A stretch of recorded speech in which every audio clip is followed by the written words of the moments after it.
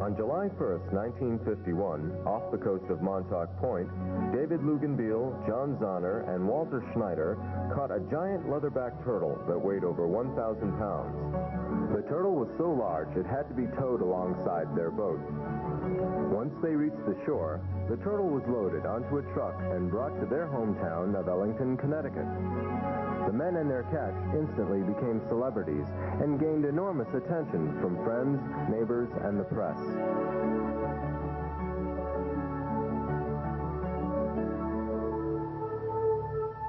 Chris Luginbuhl, president of the David E. Luginbuhl Research Institute for Endangered Species, was only 4 years old at the time.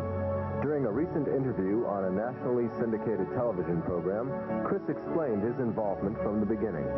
Well, I stumbled on some old photographs of my father that were taken back in 1951. He was on a tuna fishing boat at the time, and this huge leatherback turtle unfortunately had been harpooned. But rather than leave it out there, they decided to bring it into Ellington. So they hung it on this tree back in 1951 in Ellington, Connecticut. And that's how I got involved. I found some old photographs of myself standing underneath this giant turtle. And I decided many years later, after going through, unfortunately, a lot of pain that I went through during my life, it was almost as if these old photographs kind of led me to different people. I started to show these photographs to many people along the way and got some of the top scientists in the world to see the photographs and had them meet with me back in 1981 at Yale, where this turtle had been donated many years earlier next to the skeleton.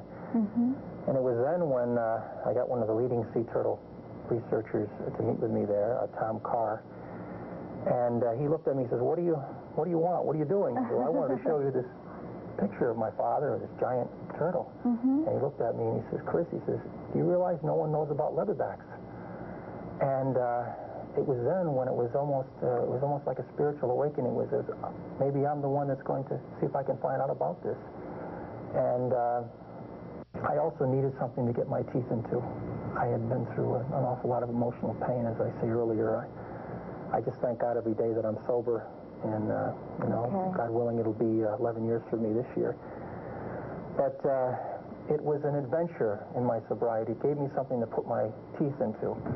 And many people along the way told me that as long as I was sober, I was available for miracles to happen. And miracles did happen. Chris and his ongoing recovery from being a 15-year blackout alcoholic began making connections with people, such as marine biologist Dr. Jim Spatula, Dr. Robert Shoup, and John Kyneth, United States Senator Claiborne Pell, Countess Antony Zapari, granddaughter of Cornelius Vanderbilt, George Mendoza, famed Life magazine sailor, Archie Carr, famed turtle researcher, and many other marine scientists and people interested in saving the leatherback sea turtle. So you never know who's around the next corner when you're sober. Track the Leatherback was the first major project of the Institute. To tell you more about the location for the Institute is Mr. Chris Luginbuhl, president. I met a man in an art gallery, and he had told me, he said, Chris, he said, would you like to establish your headquarters here in Newport? I said, sure. He said, would you like the Breton Point State Park? I says, well, I'd like to take a look at it. He gave me an idea of where it was up on the ocean, on the furthest southwest part of Newport. So I went up there and looked at the beautiful park. The only thing is it would take several millions of dollars to restore the park. And it's very difficult when you're trying to sell printing, track turtles all over the world, and raise money for a park in Newport. But what had happened is they did designate the park to the David Luginbuhl Foundation, and were entertaining letting us work on an option to lease of the property if we could raise the capital to get it started. And unfortunately, the funds weren't available back in 1982, and hopefully now people will respond. I'm sure we could still do something with the park if people with the funding would be willing to help me. As they say, it's very difficult to fund scientific research, raise money for a park. You're relying on your own income to do it.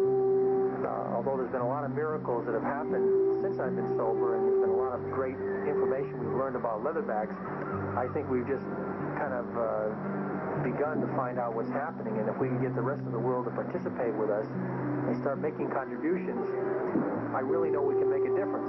I mean, we've come a long way just on a shoestring, and if we can get corporations, maybe some of the oil companies behind us, I really think we can make a lot of progress. After a recent tracking expedition off the coast of Newport, Rhode Island, we spoke with marine biologist and turtle researcher Tundi Agardi. Tundi is presently working at Woods Hole Oceanographic Institute. The David E. Luginbuhl Foundation is an institute that's helping researchers do their work to understand more about endangered species, particularly sea turtles.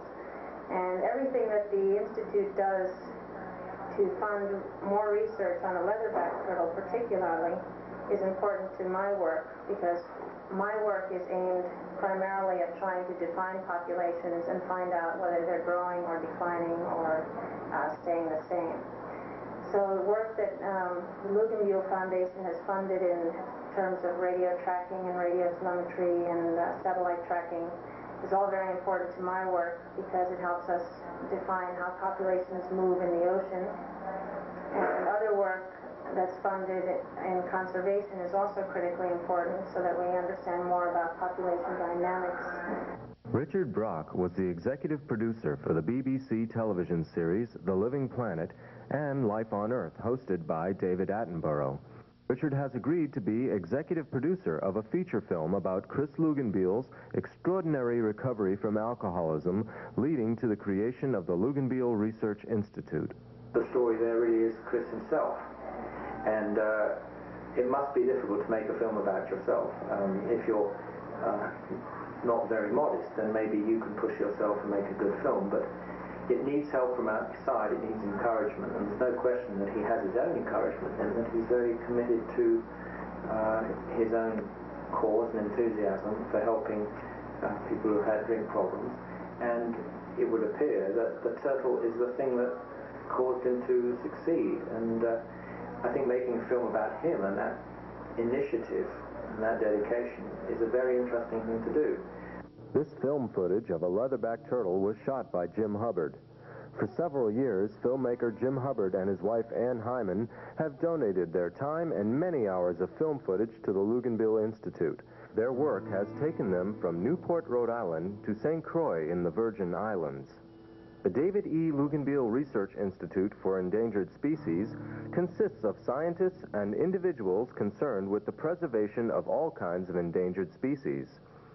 Their important work in conservation and research can't continue without your help. These are areas your tax-free contribution or grant can be applied. Building and construction for the Institute, research, scientific equipment, public educational programs, feature films, documentaries. Without your efforts, other leatherback sea turtle hatchlings such as these may never reach the sea, and other endangered species may become altogether extinct. For further information regarding the David E. Luginbuhl Research Institute for Endangered Species, contact Chris Luginbuhl, P.O. Box 263, Ellington, Connecticut, 06029, or call area code 203-871-6579. For further information regarding the feature film of Chris Luginbuhl's life story, contact Charles G. Johnson, 26 Elm Street, Andover, Massachusetts, 01810, or call area code 203-871-6579.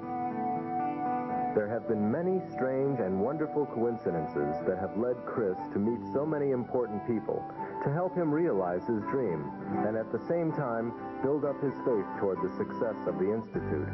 We need your help in continuing the dream.